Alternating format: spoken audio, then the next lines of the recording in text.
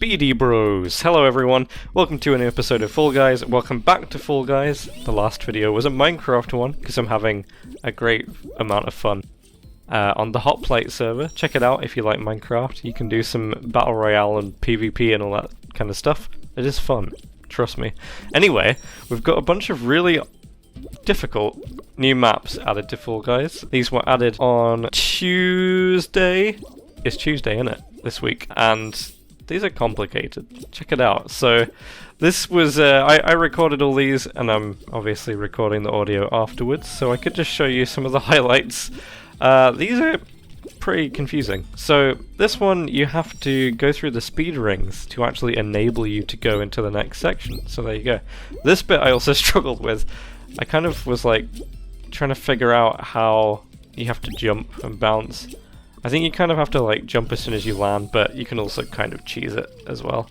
So that's all you have to do. To overcome the conveyor belts going the other way, you actually have to jump through the speed rings to get to the next section.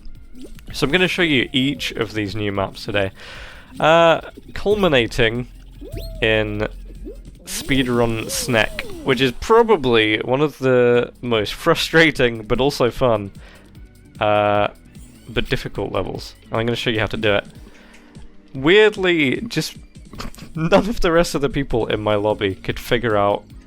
I mean, what on earth happened to this player? None of them could figure out the basic premise of this level, which is go through the speed rings to get to the next section. You need to go through the speed ring. Maybe the first one should have served as a better example and actually been in a place, you know, that was more logical. So all of those people just quit and we qualified. The next level I'm showing you is Beany Golf, and this is actually really clever, except it doesn't work very well. I mean, I really admire the ingenuity, inventiveness, but obviously people can't figure things out all the time. So you have eggs, and you have punches that you can hold. You have to play golf and launch the egg actually into the holes. Easier said than done. And there are some issues with this level, in the fact that you can just totally get eggs stuck and they will not respawn, unfortunately. Maybe there should be like a row of egg things, so if you lose one, then you're okay. See, this egg here... Did it go in the hole?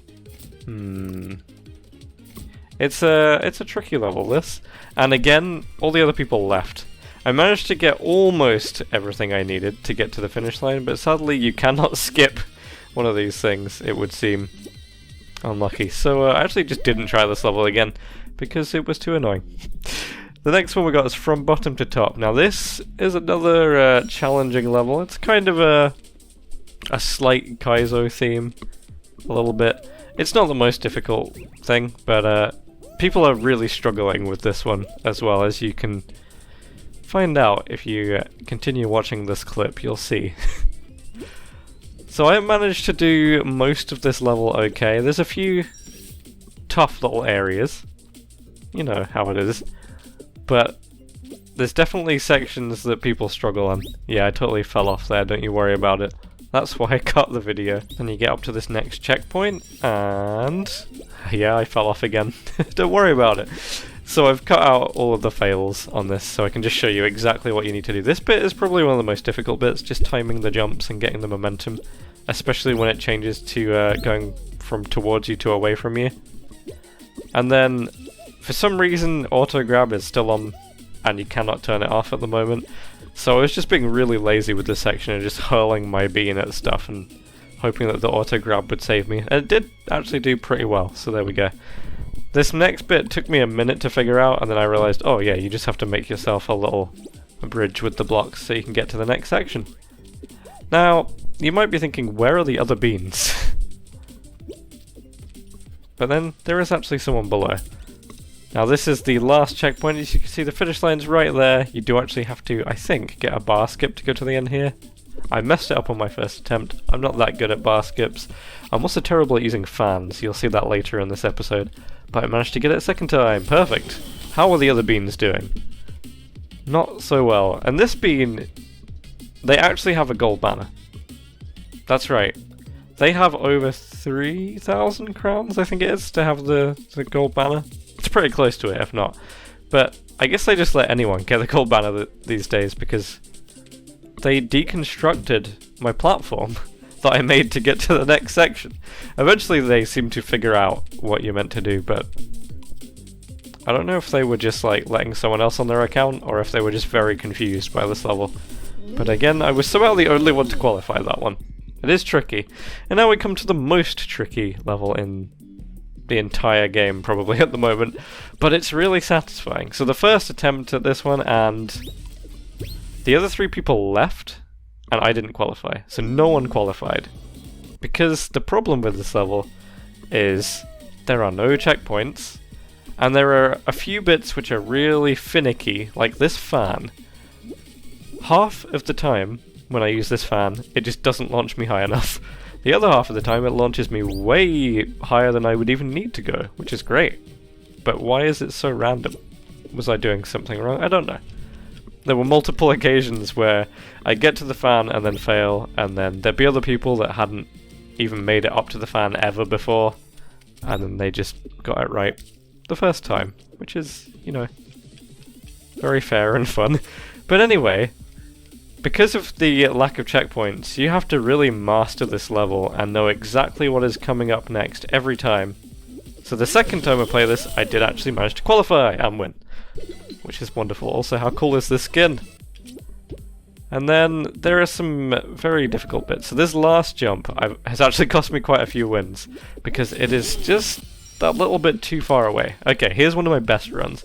So after a bit of practice here, I managed to get a lot more consistent at this level. There were still times where I wasn't great, but this run specifically was awesome, and I'm going to show you a couple more after this, because I managed to weaponize body blocking there and get rid of Tryhard Bean, or whatever his name was.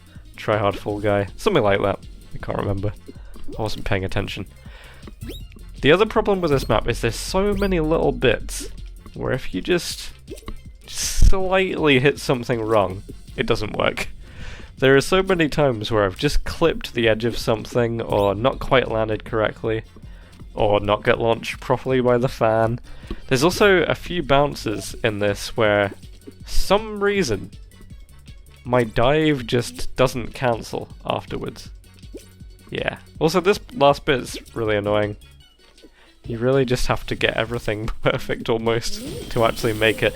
So for your first time that you actually get to the end there, it's probably not going to go well. See, look, check this out. Sometimes your bean just continues to dive, and then here I just let go, and then this one as well.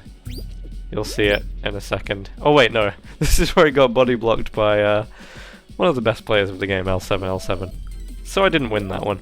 And then this happened. Yep. I really hate that little lip, that little ledge between the two blocks. I kept tripping over on it, but don't worry, eventually I did win. Eventually. Now this was a nice little 1v1 scenario where I somehow managed to completely miss the bouncer and just landed there. And again, I did actually beat that gnarly crocodile. I like their costume, so I might have to steal it.